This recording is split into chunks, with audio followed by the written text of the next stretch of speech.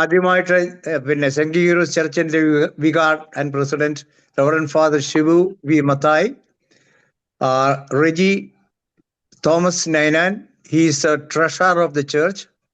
Lynn Matthew Kurian is a secretary. Myself is coordinating the media event for this Golden Jubilee.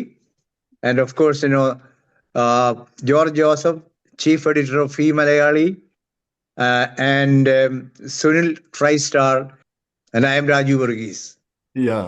എല്ലാവർക്കും സ്വാഗതം. അച്ഛാ, പ്രത്യേകിച്ച് സ്വാഗതം ഇന്നത്തെ തിരക്കുള്ള സമയത്ത് വന്നതിന്. ഇത് വാസ്തവം പറഞ്ഞാൽ നമ്മുടെ അമേരിക്കൻ ജീവിതത്തിൽ ഒരു നാഴികക്കല്ലാണ് ഈ 50-ാം വാർഷികം. കാരണം നമ്മുടെ ഇവിടെ വരുന്നത് 60-കളിലാണ് നമ്മുടെ ഒരു തുടക്കം. 60-കളിൽ നമ്മുടെ ആരും തന്നെ വന്നിട്ടില്ല. പക്ഷേ നമ്മൾ വന്നു 70-കൾ. ഇതിപ്പം നമ്മുടെ ഈ പള്ളി സ്ഥാപിക്കുന്നത് 76-ലാണ് സ്ഥാപിക്കുന്നത്. അപ്പോൾ 76 ആകുമ്പോഴത്തേക്ക് നമ്മൾ കുറച്ച് ഒന്ന് സെറ്റിൽഡായി തുടങ്ങിയിരിക്കുന്നു. ഒരു 5-10 വർഷമെങ്കിലും ആയി കാണും നമ്മൾ വന്നിട്ട്. അപ്പോഴാണ് നമ്മൾ പള്ളിയുടെ കാര്യമൊക്കെ ചിന്തിക്കുന്നത്. അപ്പോൾ നമ്മുടെ ആ അമേരിക്കൻ ജീവിതത്തിൽ ഒരു നാഴികക്കല്ല്. ഇപ്പം പല സംഘടനകളും 50-ാം വാർഷികം ആഘോഷിക്കുന്നു, അതുപോലെ തന്നെ പല പള്ളികളും ആഘോഷിക്കുന്നു. അപ്പോൾ അത് നമ്മുടെ ചരിത്രത്തിലെ തന്നെ ഒരു പ്രധാനപ്പെട്ട സംഭവമാണിത്. കാര്യം ഒരു പള്ളിയുടെ ആണെന്ന് പറഞ്ഞാലും ഈ പ്രവാസ ജീവിതത്തിൽ നമ്മൾ കടന്നു പോകുന്ന ആ പടവുകളുടെ അതിൻ്റെ ഒരു സൂചനയാണ് ഇത് കാണിക്കുന്നത്. അപ്പോൾ ഇത് എല്ലാവർക്കും ആഹ്ലാദകരമായൊരു കാര്യമാണ്. നമുക്ക് ഈ ജാതിമത കാലത്ത് പ്രത്യേകിച്ച് ജാതിമതമൊന്നും ഇല്ലായിരുന്നു. ആ 60-കളിലും 70-കളിലും ഒന്നും ചുരുക്കം പള്ളികളും ചുരുക്കം ആളുകളേ ഉള്ളൂ. നമ്മളെല്ലാവരും എല്ലാ പള്ളികളിലും പോകുമായിരുന്നു. അത് ജാതി പിന്നെ നോക്കാതെ തന്നെ ഹിന്ദുക്കളും മുസ്ലിങ്ങളും ഒക്കെ വരെ നമ്മുടെ പള്ളികളിലൊക്കെ വരുമായിരുന്നു. അങ്ങനെ അപ്പോൾ ആദ്യകാലത്ത് അത് തുടക്കമിട്ടു. അത് ഇത്രയും വരെ എത്തി. അത് വിജയകരമായിട്ട് മുന്നോട്ട് പോകുന്നു എന്നുള്ളതിൽ വലിയ സന്തോഷമുണ്ട്. അപ്പോൾ ഇതിനെപ്പറ്റി, ഈ പള്ളിയുടെ തുടക്കത്തെപ്പറ്റി, പള്ളിയുടെ ഒരു ചെറിയ ചരിത്രത്തെപ്പറ്റി അച്ഛനൊന്ന് പറഞ്ഞാൽ തിരക്കേടില്ലായിരുന്നു എല്ലാവർക്കും വേണ്ടി. ഓക്കെ. ഈ ദേവാലയ saint Gregorios Malankara orthodox church ഈ കോൺഗ്രിഗേഷൻ ആരംഭിക്കുന്നത് ഔദ്യോഗികമായിട്ട് മലങ്കര ഓർത്തഡോക്സ് സഭയുടെ ഒരു പാരിഷായിട്ട് ആരംഭിക്കുന്നത് 1976 ഒക്ടോബർ 10 ബഹുമാനപ്പെട്ട very reverend K Mathai Corepiscopa യുടെ നേതൃത്വത്തിലാണ് ഇത് ആരംഭിക്കുന്നത്. അന്ന് വരെയും ആരാധിച്ചു വന്നിരുന്ന ഒരു എക്യുമെനിക്കൽ സമൂഹമായിട്ട് ആരാധിച്ചു വന്നിരുന്നു. അതിൽ മാർത്തോമ, CSI, കാത്തലിക്, മറ്റുള്ള എല്ലാ വിഭാഗങ്ങളും ചേർന്ന് ഒരുമിച്ച് ആരാധിച്ചു വന്നു. ആ സമയത്ത് ഇവിടെ ഒരു ഓർത്തഡോക്സ് പാരിഷ് രൂപപ്പെടണം എന്നുള്ള ആഗ്രഹത്തിന്റെ അടിസ്ഥാനത്തിൽ നാട്ടിൽ തിരുമേനിയുമായിട്ടൊക്കെ ബന്ധപ്പെട്ട്, പരിശുദ്ധ ബാവ തിരുമേനിയായിട്ടൊക്കെ ബന്ധപ്പെട്ട് എല്ലാവരുടെയും ശ്രേഷ്ഠ അനുമതിയോടുകൂടി അങ്ങനെ ഒരു ഔദ്യോഗികമായിട്ട് 1976 ഈ പാരിഷ് ബഹുമാനപ്പെട്ട മത്തായി അച്ഛൻ വെരി റവറൻ കെ മത്തായി കോർപ്പിസ്കോപ്പയുടെ നേതൃത്വത്തിൽ ആരംഭിക്കുന്നത്. അതിനുശേഷം ആ കോൺഗ്രിഗേഷന് നന്നായിട്ട് വളർന്നു. 1980 ആകുമ്പോഴേക്കും അതിൽ നിന്ന് ഒരു ചെറിയ ഒരു വിഭാഗം പിരിഞ്ഞ് മറ്റൊരു സെന്റ് മേരീസ് ഓർത്തഡോക്സ് കത്തീഡ്രൽ എന്ന പേരുള്ള അത് പിന്നീട് കത്തീഡ്രലായിട്ട് രൂപപ്പെട്ടു. അങ്ങനെ ഒരു പാരിഷ് രണ്ടാമതായിട്ട് രൂപപ്പെട്ടു. അതിനുശേഷം 1984 ഈ പാരിഷ് രൂപപ്പെട്ടപ്പോൾ അതിന്റെ പേര് saint Thomas orthodox church of India എന്നുള്ളതായിരുന്നു. 1984 അഭിവന്യ മക്കാറിയോസ് തിരുമേനി വന്ന് ഈ പാരിഷില് ആ ഒരു കോൺഗ്രിഗേഷൻ ഡിസോൾവ് ചെയ്തിട്ട് 2 പാരിഷായിട്ട് സെന്റ് ഗ്രിഗോറിയോസ് ഓർത്തഡോക്സ് ചർച്ചും സെന്റ് ബെസേലിയോസ് എന്ന് പറയുന്ന ഓർത്തഡോക്സ് ചർച്ചുമായിട്ട് 2ആയിട്ട് അത് ഡിവൈഡ് ചെയ്ത് അങ്ങനെ 2 ഇടവകയായിട്ട് അത് രൂപപ്പെട്ടു. വീണ്ടും സെന്റ് ഗ്രിഗോറിയോസ് ദേവാലയം ബഹുമാനപ്പെട്ട മത്തായച്ചന്റെ നേതൃത്വത്തിൽ അത് ഭൂരിപക്ഷം രംഗങ്ങളും ആ ഒരു ദേവാലയത്തിലായിരുന്നു. അത് പുരോഗമിച്ചാണ് ഇന്ന് കാണുന്ന രീതിയിൽ 50 വർഷമായിട്ട് ആഘോഷിക്കാനായിട്ട് ദേവാലയം ഒരുങ്ങുന്നത്. അതിനിടയിൽ ഒത്തിരി ഈ പറയുന്ന തിരിച്ചിലുകളും വിഭാഗങ്ങളും ഒക്കെ ഉണ്ടായി. ഇപ്പോൾ ഈ ഫിലഡൽഫിയ ദേശത്ത് 8 ഓർത്തഡോക്സ് ദേവാലയങ്ങളുണ്ട്. അതൊരു വളർച്ചയുടെ ഒരു കാര്യമാണ്, റെവല്യൂഷന്റെ ഒരു പ്രോസസ്സാണ്. ഇങ്ങനെ പ്രത്യേകിച്ച് ജിയോഗ്രഫിക്കലായിട്ട് പലയിടങ്ങളിലും ദേവാലയങ്ങൾ രൂപപ്പെട്ടു. അങ്ങനെ ഇപ്പോൾ 8 ദേവാലയങ്ങൾ ദൈവത്തിന്റെ കരുണയാല് ഈ ദേശത്ത് ഓർത്തഡോക്സ് ദേവാലയങ്ങളുണ്ട്. തുടക്കം 1976 saint Thomas orthodox church of India ആയിരുന്നു. അതാണ് പിൽക്കാലത്ത് സെന്റ് ഗ്രിഗോറിയോസ് ചർച്ചായിട്ട് പിന്നീട് അത് ഇവോൾവ് ചെയ്ത് 1984 ഇവോൾവ് ചെയ്ത് പുതിയ നാമം സ്വീകരിച്ച് ഇപ്പോൾ അത് 2026 50 വർഷം ആഘോഷിക്കും. രാജു വർഗീസ് ഈ ഇടവകയിൽ ആദ്യം മുതലുണ്ടായിരുന്നോ, അതോ എന്ന് മുതലായി ജോയിൻ ചെയ്ത്? മൈക്ക് ഓൺ ചെയ്ത്. മൈക്ക് ഓൺ ചെയ്തിട്ടില്ല. I am one of the founding member of the church. Initiate, ആദ്യം മുതലേ ഉണ്ട്. ഓക്കെ. ഈ 50 വർഷത്തെ വളർച്ചയാണോ ഇത്? പല പല പള്ളികൾ വന്നു, അങ്ങനെ വേണമല്ലോ, നല്ല പിന്നെ സഭ വളരുന്നത് അങ്ങനെയാണല്ലോ. അപ്പൊ ഈ 50 വർഷത്തിനിടയിലുണ്ടായ വലിയ മാറ്റങ്ങൾ പിന്നെ തിരിഞ്ഞു നോക്കുമ്പോൾ എന്താ തോന്നുന്നത്? വലിയ സംതൃപ്തി തോന്നുന്നുണ്ടോ? നമ്മൾ ചെറിയൊരു തുടക്കം വിട്ടു, അത് ഇവിടം വരെ എത്തിയെന്നുള്ളത് വലിയൊരു കാര്യമായിട്ട് ഇപ്പോൾ തോന്നുന്നുണ്ടോ? തീർച്ചയായിട്ടും ഏറ്റവും വലിയ എന്ന് പറയുന്നത് നമുക്ക് സ്വന്തമായിട്ട് ഒരു നല്ല ദേവാലയം ഉണ്ടാക്കാൻ സാധിച്ചത് 2007 തുടങ്ങി 2009 അത് ഇനാഗുറേറ്റ് ചെയ്തെന്നുള്ളതാണ്. അതൊരു വലിയ സന്തോഷവും സംതൃപ്തിയും തരുന്ന ഒരു കാര്യമാണ്. വേറെ ഈ തോമസ് നൈനാൻ, പിന്നെ റെജി തോമസ് നൈനാൻ അല്ലേ, പിന്നെ ആദ്യകാല മെമ്പറാണോ? തുടക്കം തൊട്ടുണ്ടോ? എന്റെ ഫാദർ ഒരു ഫൗണ്ടിങ് മെമ്പർ ആയിരുന്നു. So you could call me the second generation. Okay. Mathew Kurian പിന്നെ ഓഫ് കോഴ്സ് സെക്കൻഡ് ജനറേഷൻ ആണെന്ന് കണ്ടാൽ തന്നെ അറിയാം. കുഴപ്പമില്ല. പിന്നെ ഈ പള്ളിയിൽ ഇപ്പം എത്ര മെമ്പേഴ്സ് ഉണ്ട്? എത്ര കുടുംബങ്ങളുണ്ട്? നമുക്കിപ്പോ 158ഓളം ഫാമിലീസ് ഈ ഒരു ദേവാലയത്തിലുണ്ട്. നമ്മുടെ 1976 തുടങ്ങുമ്പോൾ ഏതാണ്ട് ഒരു 40 ഫാമിലിയോളം ഒക്കെ ആയിരുന്നു. അതിനുശേഷം പിന്നീട് ഞാൻ പറഞ്ഞില്ല ഇത്രയും 8 പാരീഷസ് ആയി. അതിനുശേഷം ഇപ്പോൾ ഈ ദേവാലയത്തിൽ 158ഓളം കുടുംബാംഗങ്ങൾ. ഓക്കെ. ഇതിലെ ഈ സെക്കൻഡ് ജനറേഷൻ എങ്ങനെയാണെന്ന് വെച്ചാൽ പിന്നെ നമ്മുടെ പിന്നെ പുതിയ തലമുറ എല്ലാം പള്ളിയിൽ വരുന്നുണ്ടോ? എല്ലാവരും പള്ളിയുമായിട്ട് സഹകരിച്ച് പോകുന്നവരാണോ? മറ്റേ പലയിടത്തും കാണുന്നത് ഈ കോളേജിൽ പോയി കഴിഞ്ഞാൽ പിന്നെ പിള്ളേർ ഇങ്ങോട്ട് പള്ളിയിലേക്ക് വരത്തില്ല, നമ്മുടെ പള്ളിയിലേക്ക് വരുന്നില്ല. അല്ല, അത് ഹിന്ദുക്കളുടെയും പ്രശ്നം അത് തന്നെയാണ്. അങ്ങനെയാണോ ഇവിടെ? ഈ ദേവാലയത്തെ സംബന്ധിച്ചിടത്തോളം ഇവിടെ ഒരു 3 ജനറേഷൻ ഉണ്ട്. ഇപ്പോൾ 3 ജനറേഷനുള്ള ആളുകളുണ്ട്. ആദ്യത്തെ തുടക്കത്തിലെ ഒരു ജനറേഷൻ, അവരുടെ മക്കളും ആയിട്ട് ഒരു 3 ജനറേഷൻ നമുക്ക് ക്ലിയർ ആയിട്ട് ഈ ദേവാലയത്തിലുണ്ട്. എല്ലാവരും തന്നെ ആക്റ്റീവായിട്ട് പ്രവർത്തിക്കുന്നത്. അതിന്റെ ഒരു പ്രത്യക്ഷ ഉദാഹരണമാണ് ഇവിടുത്തെ ട്രസ്റ്റിയും സെക്രട്ടറിയും, രണ്ടുപേരും സെക്കൻഡ് ജനറേഷനുള്ള ആളുകൾ. അതുപോലെ തന്നെ അവരതിന്റെ ഒരു നായകത്വമൊക്കെ ഏറ്റെടുത്ത് മുന്നോട്ട് വരുന്നുണ്ട്, തീർച്ചയായിട്ടും വരുന്നുണ്ട്. അത് മാത്രമല്ല മറ്റുള്ള എല്ലാ സംഘടനകളും, പ്രത്യേകിച്ച് യൂത്ത് മിനിസ്ട്രിയും ഒക്കെ വളരെ ആക്റ്റീവായിട്ട് പ്രവർത്തിക്കുന്നു ഈ ദേവാലയത്തിൽ. അത് എനിക്ക് തോന്നുന്നു മിക്കവാറും എല്ലാവരും തന്നെ സെക്കൻഡ് ജനറേഷൻ ആളുകളൊക്കെ, എന്നാൽ ഇവിടെ നിന്ന് മൂവ് ചെയ്ത് പോയ ആളുകളൊക്കെ ഉണ്ട്. അവരൊക്കെ ഈ പറയുന്ന അവരവരുടെ ദേശത്ത് അവരെവിടെ ചെല്ലുന്നു അവിടെ പള്ളികളായിട്ടൊക്കെ ആക്റ്റീവായിട്ട് പ്രവർത്തിക്കുന്നുണ്ട്. ഏതാണ്ട് ഒരു 90% യൂത്തും പള്ളിയിൽ വരുന്നുണ്ട്, ആക്റ്റീവാണ് എന്നുള്ളത് വലിയ സന്തോഷമാണ്. ഈ ജൂബിലി പരിപാടികൾ എങ്ങനെയാണ്? ജൂബിലി ഓൾറെഡി സ്റ്റാർട്ട് ചെയ്തോ അതോ ജൂബിലി ഒരു ചടങ്ങ് മാത്രമാണോ, ഒരു പരിപാടി മാത്രമാണോ? എങ്ങനെയാണ് ജൂബിലിയുടെ പിന്നെ പരിപാടികൾ? അതായത് ജൂൺ മാസം 13-ാം തീയതി ഇവിടെ നമ്മൾ ജൂബിലിയുടെ തുടക്കമാണ്, ഇനാഗ്രേറ്റ് ചെയ്യും. അതിനാണ് പരിശുദ്ധ ബാവ തിരുമേനി അമേരിക്ക വിസിറ്റ് ചെയ്യുന്നുണ്ട്. അതുമായിട്ട് ബന്ധപ്പെട്ട് ജൂൺ 13-ാം തീയതി അതിന്റെ ഇനാഗ്രേഷൻ നടത്തും. അതിന്റെ ഒരു കൾമിനേഷൻ അല്ലെങ്കിൽ ഒരു ഫിനാലെ എന്ന് പറയുന്നത് നവംബർ മാസം 1-ാം തീയതി ഇവിടെ നിങ്ങളുടെ പാറ്റേൺ സെയിന്റിന്റെ പെരുന്നാളുണ്ട്. അതോടനുബന്ധിച്ച് അതിന്റെ ഫിനാലെ നടക്കും. ദാറ്റ് മീൻസ് അന്നാണ് അത് സമാപിക്കുന്നത്. അങ്ങനെ ഒരു 6 മാസം നീണ്ടു നിൽക്കുന്ന ഒരു ആഘോഷമാണ് ജൂബിലി ആയിട്ട് ബന്ധപ്പെട്ട് ഈ ഇടവക പ്ലാൻ ചെയ്യുന്നത്. പ്രധാന പരിപാടികൾ എന്തൊക്കെയാണ് ഈ ജൂബിലി ആഘോഷങ്ങളിൽ? പ്രധാന പരിപാടി ഞങ്ങളൊരു 3 സ്ലോഗനായി ഈ ഒരു ജൂബിലി ആഘോഷമായിട്ട് ബന്ധപ്പെട്ട് എടുത്തിരിക്കുന്നത്. ഒന്നാമത്തെ സ്ലോഗൻ എന്ന് പറയുന്നത് അതായത് നമ്മുടെ ഓണറിങ് ദ പാസ്റ്റ്, രണ്ടാമത്തത് enriching the present and preserving the future. ഈ 3 സ്ലോഗന്റെ അടിസ്ഥാനത്തിലാണ് ഈ ജൂബിലി ആഘോഷം നടക്കുന്നത്. അപ്പോൾ ജൂൺ മാസം 13-ാം തീയതി ഓണറിങ് ദി പാസ്റ്റ് എന്ന് പറയുന്നത് ഈ ദേവാലയം തുടങ്ങുന്നതിന് വേണ്ടി സഹായിച്ച ഫൗണ്ടിങ് മെമ്പേഴ്സും, അത് ഈ ദേവാലയത്തിൽ മാത്രമല്ല സമീപത്തുള്ള എല്ലാ ദേവാലയങ്ങളിലെയും ആദ്യം 1976 ഉണ്ടായിരുന്ന എല്ലാ മെമ്പേഴ്സിനെയും ആദരിക്കുക എന്നുള്ള ഒരു ചടങ്ങാണ് ആദ്യമായിട്ട് നടത്തുന്നത്. അതുപോലെ തന്നെ അതിന്റെ ഭാഗമായിട്ട് പരിശുദ്ധ ബാവ തിരുമേനി അവരെ പൊന്നാടയൊക്കെ അണിയിച്ച് ആദരിക്കും. 2, ഈ തുടക്കം മുതൽ ഇന്ന് വരെയുള്ള എല്ലാ ഓഫീസ് ബെയറേഴ്സിനെ, പ്രത്യേകിച്ച് സെക്രട്ടറി, ട്രഷറർ ഒക്കെ ആയിട്ട് പ്രവർത്തിച്ച ഓഫീസ് ബെയറേഴ്സിനെ നമ്മൾ ആദരിക്കുന്നുണ്ട്.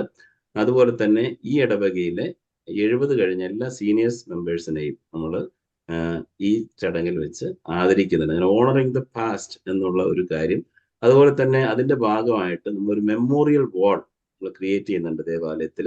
അതൊരു ഡിജിറ്റൽ ആയിട്ടുള്ള മെമ്മോറിയൽ വാൾ. കാരണം ഈ ഇടവകയിൽ അംഗങ്ങളായിരുന്നു ശുശ്രൂഷിച്ച് ഇവിടെ നിര്യാതരായിട്ട് അവരുടെ ഓർമ്മ എന്നേക്കും നിലനിർത്തണം. പുതിയ ജനറേഷന് അവരുടെ സംഭാവനകളെയും ഓർമ്മകളെയും അറിയണം. നിലനിർത്തിക്കൊണ്ട് അവർ എന്ത് ഈ ദേവാലയത്തിന് വേണ്ടി സംഭാവന ചെയ്തു, അവരെവിടെ നിന്ന് വന്നു, അവരുടെ റൂട്ട് എന്താണ്, ആ കാര്യങ്ങളൊക്കെ അറിയാൻ വേണ്ടി ഒരു മെമ്മോറിയൽ വാൾ നമ്മൾ ക്രിയേറ്റ് ചെയ്യുന്നുണ്ട്.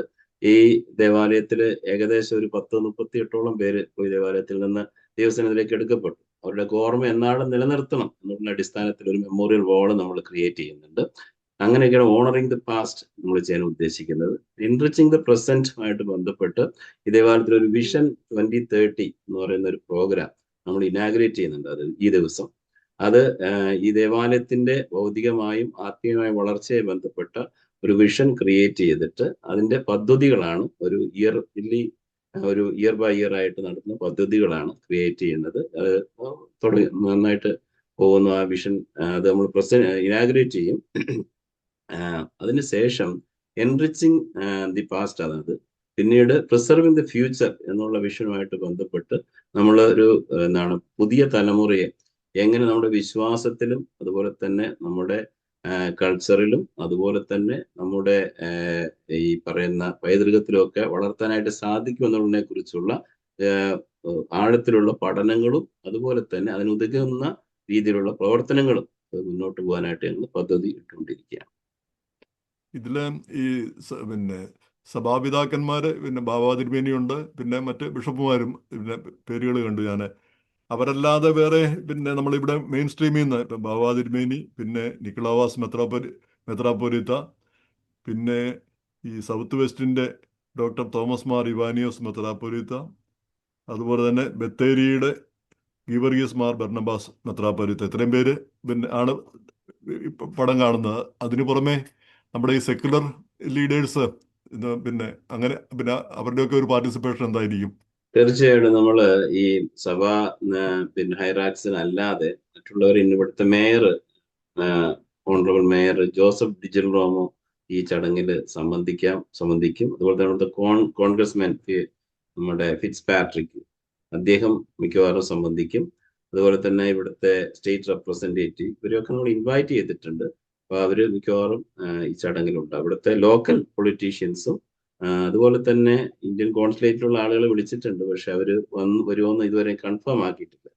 പിന്നീട് നമ്മുടെ ഈ പ്രദേശത്തുള്ള മറ്റേ ലീഡേഴ്സ് നമ്മളെല്ലാവരെയും വിളിച്ചിട്ടുണ്ട്. മറ്റുള്ള ഇടവകളിൽ നിന്നുള്ള ആളുകൾ വിളിച്ചിട്ടുണ്ട്. മറ്റുള്ള വൈദികർ, ഈ ഡയസിസിലുള്ള എല്ലാ വൈദികരും പങ്കെടുക്കും. കാരണം ഇവിടെ ആ ദിവസം 1 മണിക്ക് കാത്തോലിക്കറ്റ് ഡേ ഒരു ആഘോഷമുണ്ട്. അതുമായിട്ട് ബന്ധപ്പെട്ട് ഈ ഡയസിസിലുള്ള, അതായത് നോർത്ത് ഈസ്റ്റ് അമേരിക്കൻ ഡയസിലുള്ള എല്ലാ വൈദികരും എല്ലാ പള്ളികളിലുള്ള ഡെലിഗേറ്റ്സും 1 മണിക്ക് പങ്കെടുക്കും. പാവത്തിനുടെ നേതൃത്വത്തിൽ, പരിശുദ്ധ പാവത്തിന്റെ നേതൃത്വത്തിൽ ഒരു മീറ്റിംഗ്, 1 മണിക്കൂർ മീറ്റിംഗ് ഉണ്ട്.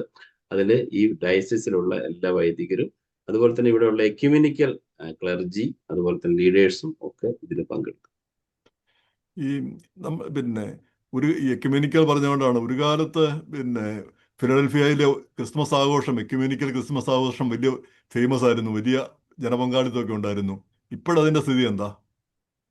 ഇപ്പോഴും നല്ല ജനപങ്കാളിത്തം തീർച്ചയായിട്ടും ഉണ്ട്. ഇവിടെ 23ഓളം അപ്പോസ്തോലിക ദേവാലയങ്ങളിലുള്ള ആളുകളുടെ ഒരു കൂട്ടായ്മയാണ് EFICP, ecumenical fellowship in Pennsylvania എന്ന് പറയുന്ന സംഘടന.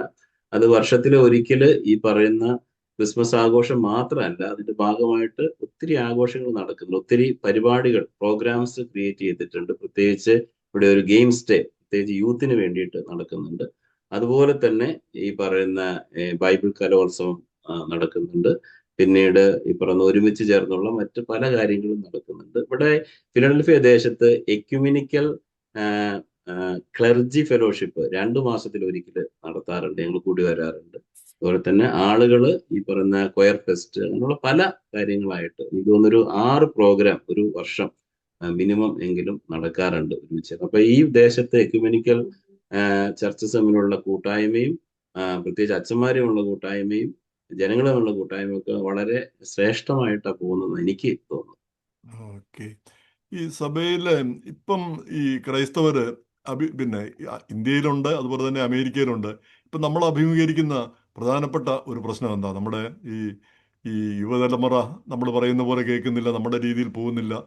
അല്ലെങ്കിൽ അവർ വേണ്ട വിധം നമ്മുടെ കൾച്ചറിലേക്ക് വരുന്നില്ല, അതൊക്കെയാണോ? അതൊരു പ്രശ്നമായിട്ട് തോന്നിയിട്ടുണ്ടോ?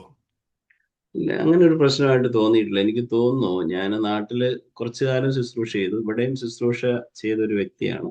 എന്നെ സംബന്ധിച്ചിടത്തോളം അത് തോന്നുന്നത്, ഇവിടെ കുറച്ചുകൂടെയൊക്കെ ഈ ദേവാലയവുമായിട്ട് ചേർന്ന് പ്രവർത്തിക്കുന്ന ഒരു നെക്സ്റ്റ് ജനറേഷൻ, അനന്തര ജനറേഷൻ കുട്ടികളെ ഇവിടെ കാണുന്നത്.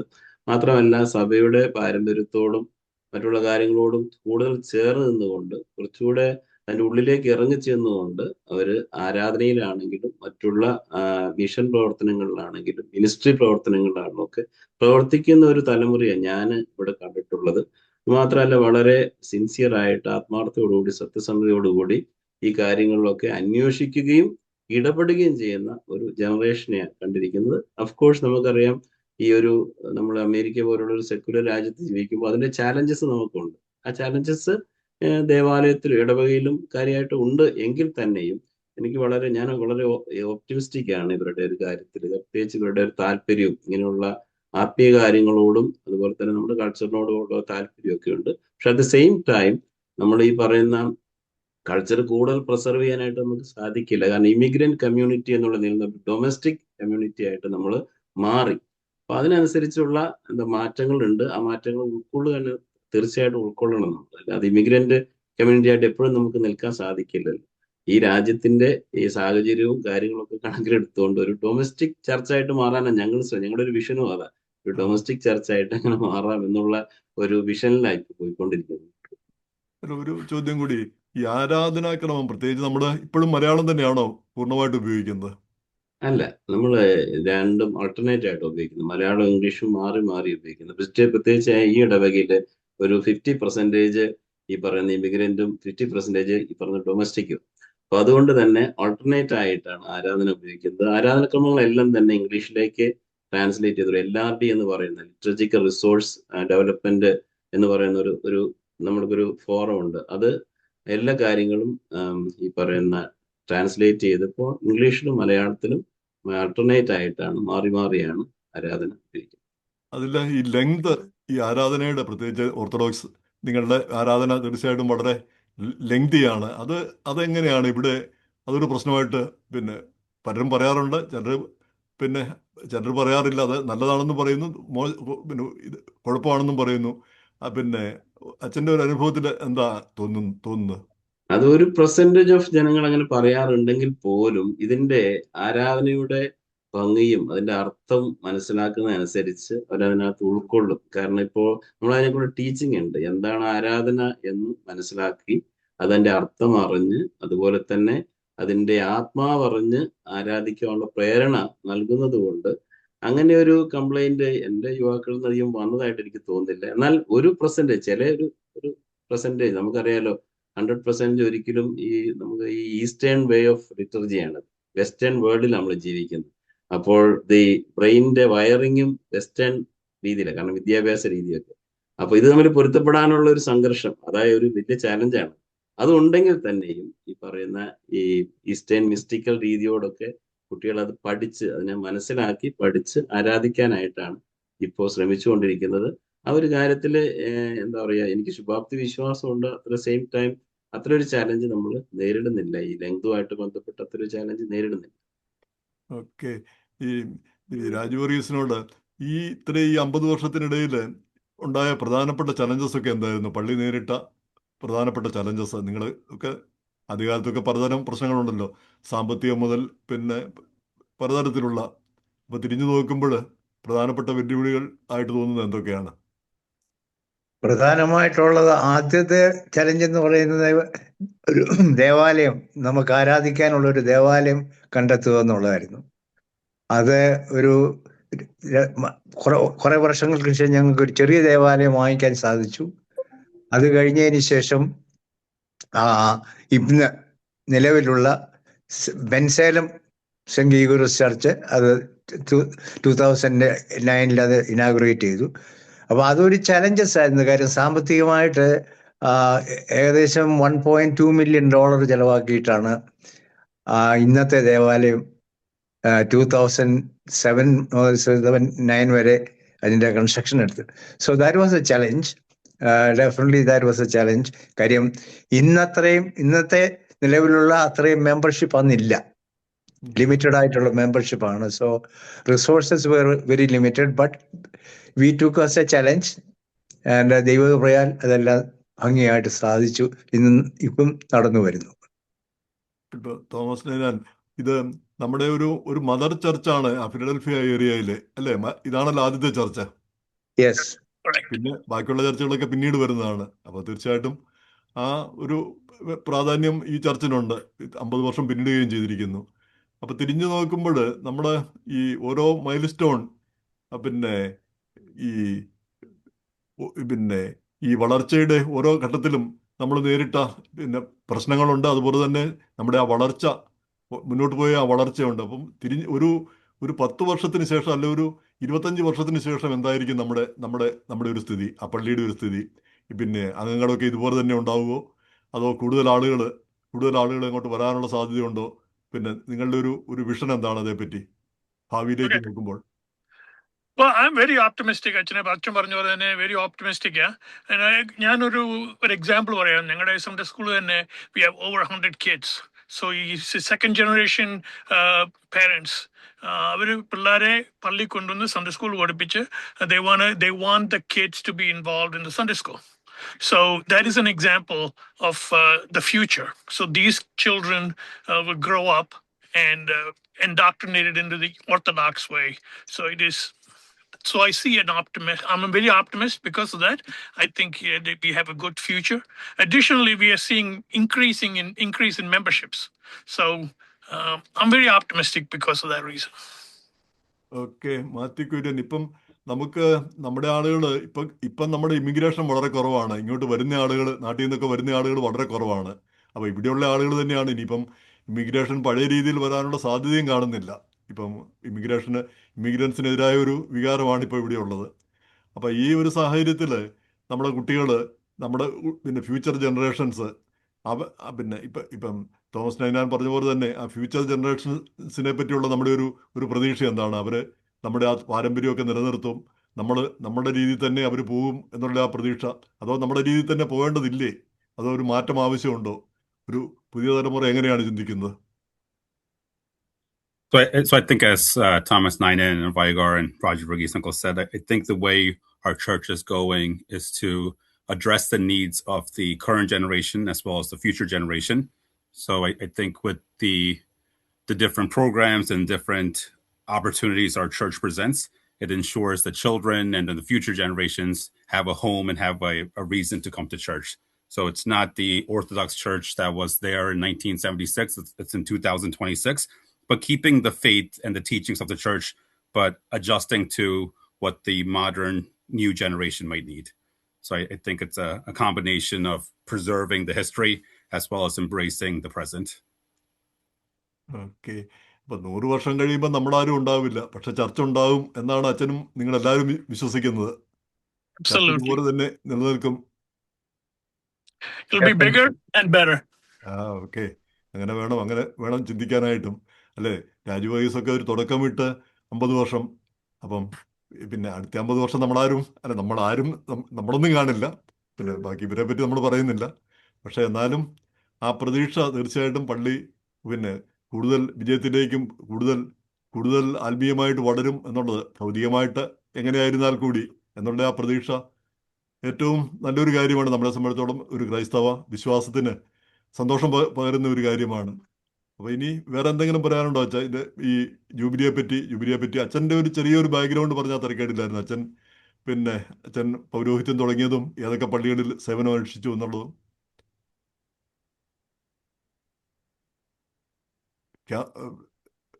ഞാൻ ജനിച്ചു വളർന്ന നീലഗിരി എന്ന് പറഞ്ഞ സ്ഥലത്താണ്.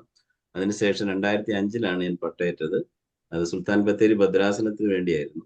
അതിനുശേഷം സുൽത്താൻ ബത്തേരി കത്തീഡ്രൽ എന്ന് പറയുന്ന ഒരു പള്ളിയുണ്ട് അവിടെ 2.5 വർഷം സേവനം അനുഷ്ഠിച്ചു. അതിനുശേഷം അമേരിക്കയിൽ ഷിക്കാഗോയിൽ ഈ സെന്റ് ഗ്രിഗോറിയോസ് എൽമേസ്റ്റ് എന്ന് പറയുന്ന പള്ളിയിൽ അസിസ്റ്റന്റ് വൈകാറായിട്ട് വന്നു. 3 വർഷം അവിടെ സേവനം അനുഷ്ഠിച്ചിട്ടാണ് പിന്നീടാണ് ഈ ഫിലഡൽഫിയ ദേശത്തേക്ക് വരുന്നത്.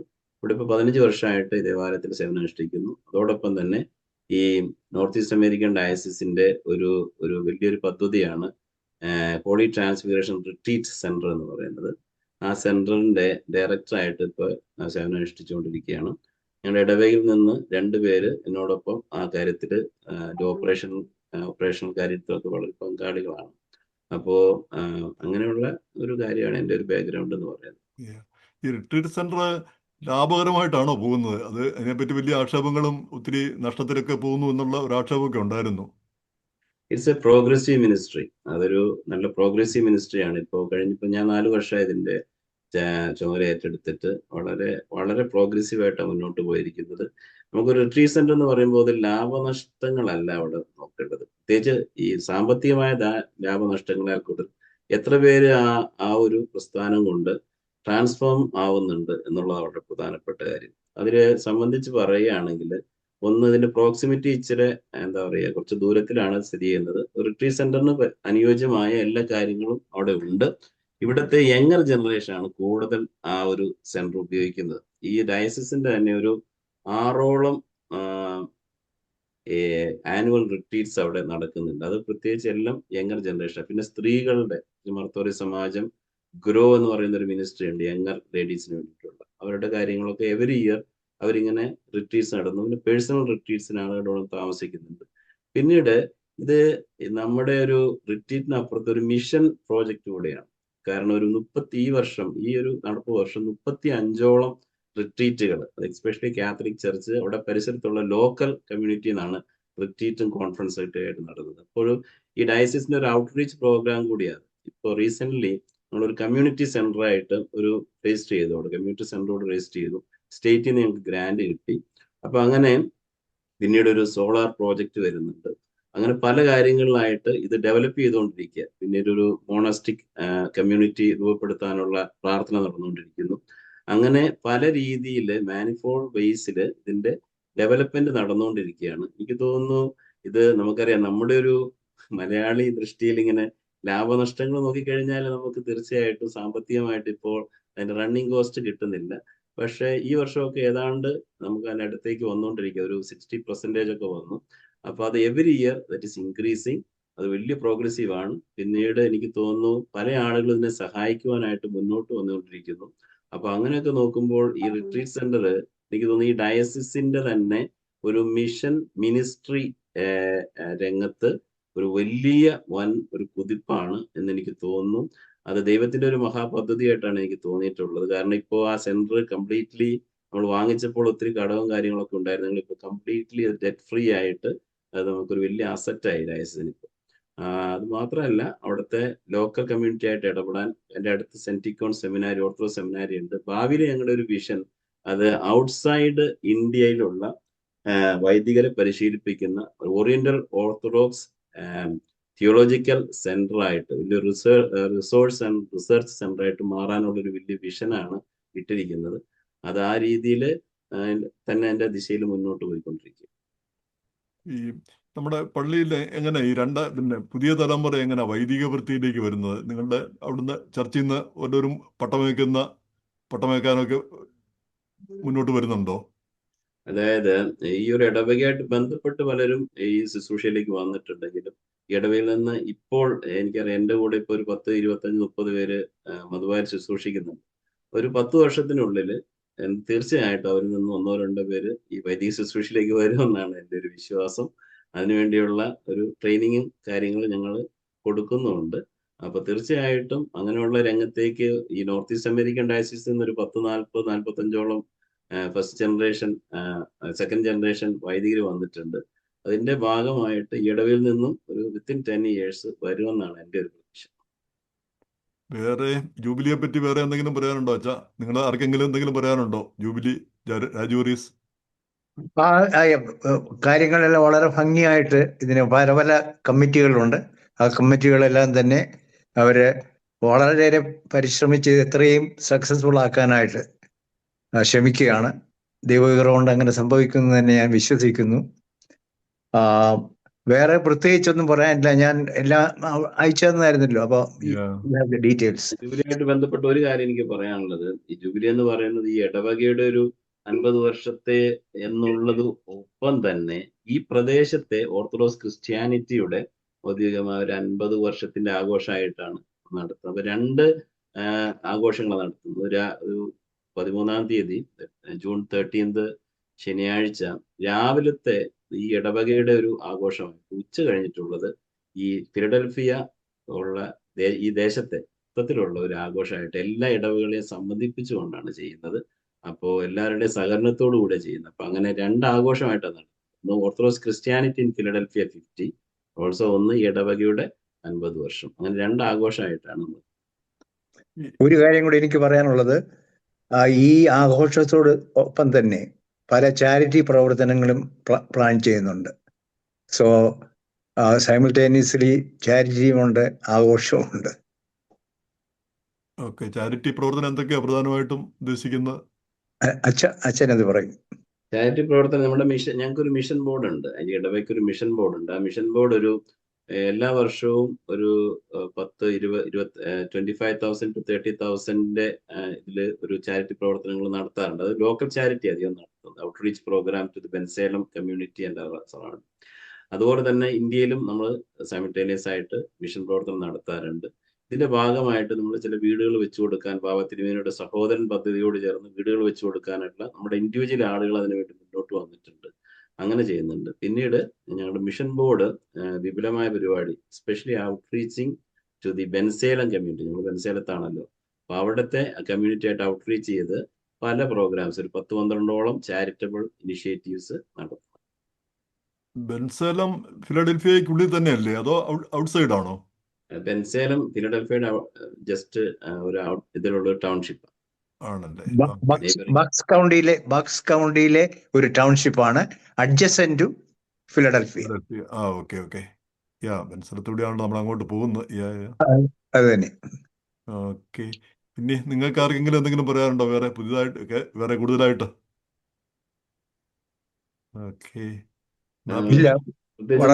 Thank you very much. പ്രത്യേകിച്ച് നിങ്ങൾ ഈ ഒരു സമയം, നിങ്ങളുടെ സമയം അങ്ങനെ തിരിച്ചു വെച്ച് വളരെ വിശദമായിട്ട് കാര്യങ്ങളായിട്ട് ഇതിൽ പ്രത്യേകം നന്ദി രേഖപ്പെടുത്തുന്നു. പ്രവർത്തനങ്ങളൊക്കെ വളരെ ഭംഗിയായിട്ട് വരട്ടെ. പ്രത്യേകിച്ച് ഇവിടെയുള്ള മലയാളി കമ്മ്യൂണിറ്റിയുടെ ഇടയിൽ ഈ ഭാഷ പ്രിസർവ് ചെയ്ത്, അതുപോലെ തന്നെ കൾച്ചറും പ്രിസർവ് ചെയ്ത്, ഇവിടുത്തെ കാര്യങ്ങളൊക്കെ പ്രത്യേകിച്ച് ജോർജ് ജോസഫ് ഒക്കെ പല കാര്യങ്ങൾ അനാലിസ് ചെയ്ത് പറയുന്ന ചില വീഡിയോസ് ഞാൻ കണ്ടിട്ടുണ്ട്, പിന്നെ അമേരിക്കൻ ജീവിതവുമായിട്ട് ബന്ധപ്പെട്ട്. അപ്പൊ അങ്ങനെയുള്ള പ്രവർത്തനങ്ങളൊക്കെ നിങ്ങൾ വർദ്ധിച്ചു വരട്ടെ. ദൈവം നിങ്ങളെ അനുഗ്രഹിക്കട്ടെ, നിങ്ങളുടെ പ്രവർത്തനങ്ങളെ അനുഗ്രഹിക്കട്ടെ എന്ന് പ്രത്യേകം പ്രാർത്ഥിക്കുന്നു.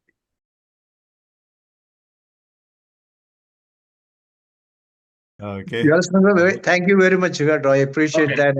Also, Sunil. ജൂബിലിക്ക് എല്ലാവിധ മംഗളങ്ങളും. അപ്പം